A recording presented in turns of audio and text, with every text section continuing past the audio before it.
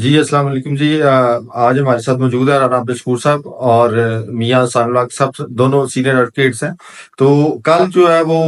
جو اجلاس ہوا جوڈیشل کمیشن آف پاکستان کا، جس میں chief justice Lahore high court کی تعیناتی کی گئی ہے، اس میں دو جو ججز کو سپرسیڈ کیا گیا ہے، ان کے پاس اب ہم جو سننا چاہ رہی ہے عوام کے قانونی آپشن کیا ہے، کیا وہ ان کے حکمت عملی ان کی کیا ہو سکتی ہے؟ کوئی ان کے پاس آپشن ہے کہ وہ کسی ریٹ میں یا کسی اور قانون کے تحت کوئی کیس دائر کر سکتے ہیں؟ جی میں چاہوں گا کہ میاں احسان الحق صاحب اس پر پہلے اپنی سامنے رکھیں، اپنا مطلب ہے کہ دوستوں کے سامنے اپنا نقطہ نظر رکھیں۔ جی رانا صاحب، بات یہ ہے کہ اس کے دو پہلو ہیں، ایک تو اخلاقی پہلو اور ایک قانونی پہلو۔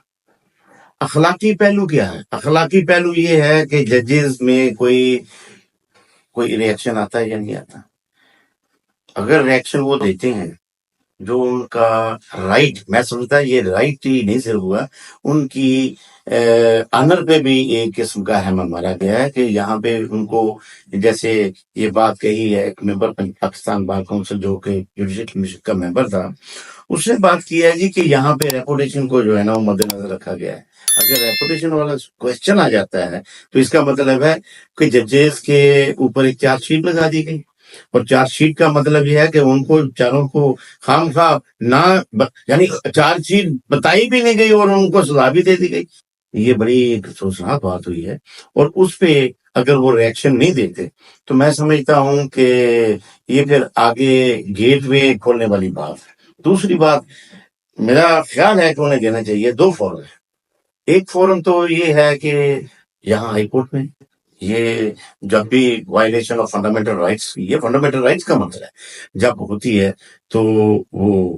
کوئی بھی اگریو جو ہے نا وہ فائل کر سکتا ہے۔ میں سمجھتا ہوں کہ کرنی چاہیے، دونوں کو علیحدہ علیحدہ کرنی چاہیے۔ جو اگریو ہیں، دو بندے سپرسیڈ کیے گئے ہیں،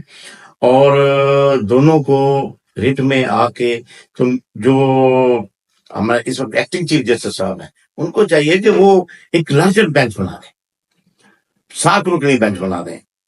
8 رکنی بینچ جو کریڈیبل ججز ہیں۔ میں یہ نہیں کہتا کہ سارے کریڈیبل نان کریڈیبل بھی ہیں، میری نظر میں سارے ہی ہیں، لیکن جو اس وقت سینئر موسٹ ججز ہیں جو بھار اٹھا سکتے ہیں اس وقت، تو ان کو لانا چاہیے، ان کو کرنا چاہیے۔ دوسرا جو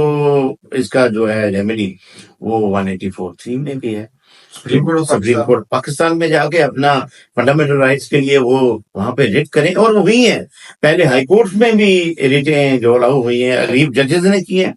اور اس کے بعد سپریم کورٹ میں بھی آنریبل سپریم کورٹ نے یہاں پہ ریسنٹلی ایک جج تھے جن کو نکال دیا گیا تھا، کنفرم نہیں کیا تھا، افتخار حسین تھا ان کا نام، تو ڈاک جج he was restored with retrospectively with all benefits. تو وہ سینئرٹی، وہ سینئر موسٹ جج جہاں پہ پیونی جج ریٹائر ہوئے تھے، میرے خیال میں کوئی 8-7 سال پرانی بات ہے، یہ ہوئی ہیں۔ میاں صاحب اپنا میں قطع کلام معاف کہ یہ جوڈیشل کمیشن آف پاکستان کے خلاف کوئی ریٹس فائل ہوئی ہیں، آپ کے علم میں ہے کا کوئی عدالتی ریکارڈ ہے؟ میرے اب ذہن میں نہیں آ رہا، یہ 2014 میں ایک ریٹ ہوئی تھی، ہمارے بہاولپور کے ایک جج تھے، forget the name of the honourable جج، انہوں نے کی تھی ریٹ، اور یہاں پہ 2 ریٹیں ہوئی تھی، بہاولپور بار ایسوسیشن نے بھی ریٹ کی تھی۔ اور میرا خیال ہے کہ شاید اس کے جو جوڈیشل کمیشن آف پاکستان کے خلاف جو ریٹ فائل ہوئے تھے، وہ غالباً شہزاد شوکت صاحب اس کے وکیل بھی تھے، شہزاد شوکت بالکل صحیح آپ کی جی جو وہ تھے، وہ جج صاحب کا نام میرے ذہن سے اسکپ کر گیا ہے، تو لیکن اس میں ایک ریٹ بہاولپور بار ایسوسیشن کی طرف سے بھی ہوتی، تو وہ دونوں ریٹس جو ہے وہ جج صاحب والی بھی اور وہ بہاولپور بار ایسوسیشن بھی، دونوں جو ہے نا الاؤ کی گئی تھی یہاں سے، لاہور ہائی کورٹ سے ہوئی تھی۔ یعنی کہ آپ کہتے ہیں کہ ایسے پریسیڈنٹ بھی موجود ہے اور یہ قانون میں گنجائش بھی موجود ہے، تو آپ جیسا کہ پہلے فرما رہے تھے آئی کہ یہ اگر دونوں جج حضرات چاہیں تو یہ ریٹ بھی فائل کر سکتے ہیں اس پر کہ انہیں جو ہے نا جی، جو خاص طور پر ان کی جو جنرل ریپوٹیشن کے حوالے سے جو بات میڈیا میں آئی ہے اور جو انہیں سپرسیڈ کیا گیا ہے، اس بنیاد پر اور الجہاد کی ٹرسٹ کی جو اسپرٹ ہے اس کی وائلیشن بھی آپ مد نظر رکھیں، تو وہ ریٹ یہ فائل کر سکتے ہیں۔ اور جیسے آپ نے بڑی اچھی تجویز دی ہے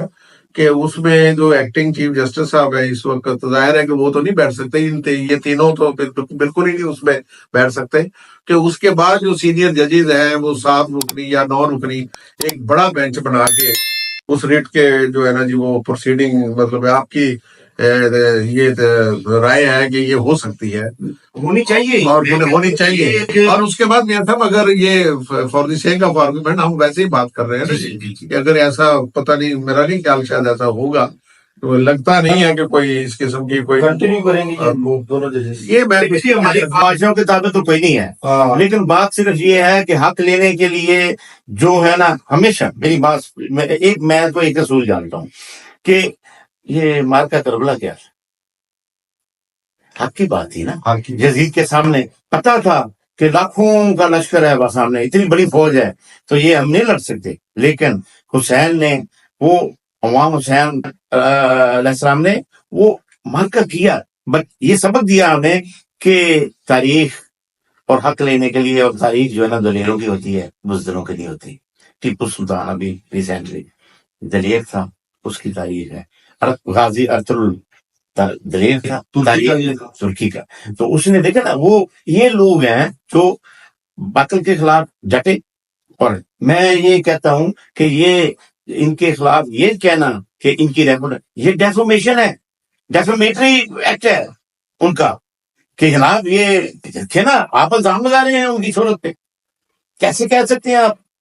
اور یہ میں سمجھتا ہوں کہ اس کی ساری ذمہ داری قاضی صاحب پہ آتی ہے. وہ انتظار کرتے ہیں ہر بات کا، اور اس پہ پھر وہ ایکشن لے لیتے ہیں. جو جب ان کا معاملہ میدان خالی ہوتا ہے پھر وہ ٹول لگا دیتے ہیں. یہ طریقہ جو اچھا میاں صاحب، یہ اگر for the sake of argument ایسا ہوتا ہے کہ سپریم کورٹ میں، ہائی کورٹ میں ریٹ فائل ہوتی ہے، اور اس کے بعد ہائی کورٹ کے بینچ کی طرف سے کوئی ایسا آرڈر آتا ہے، یہ جو بھی کاروائی ہوتی ہے، تو اس کے خلاف اگر سپریم کورٹ میں وہ فیڈریشن چلی جاتی ہے یا جوڈیشل کمیشن آف پاکستان کی طرف سے جو بھی طریقہ کیا جائے، تو وہاں پر مزیدار صورتحال پیدا نہیں ہو جائے کہ سپریم کورٹ میں کہ یہ جو سارے ججز ہیں جو جوڈیشل کمیشن کے جو ممبر ہیں، تو یہ تو ظاہر ہے کہ اس پروسیڈنگ میں بیٹھ ہی نہیں سکیں گے، اور اس پروسیڈنگ کا حصہ نہیں ہوں گے اگر اس کو چیلنج کیا گیا. تو پھر وہ باقی جو اگر کوئی بڑا لارجر بینچ بنتا ہے تو وہاں بڑی دلچسپ صورتحال کریٹ ہو سکتی ہے اس سارے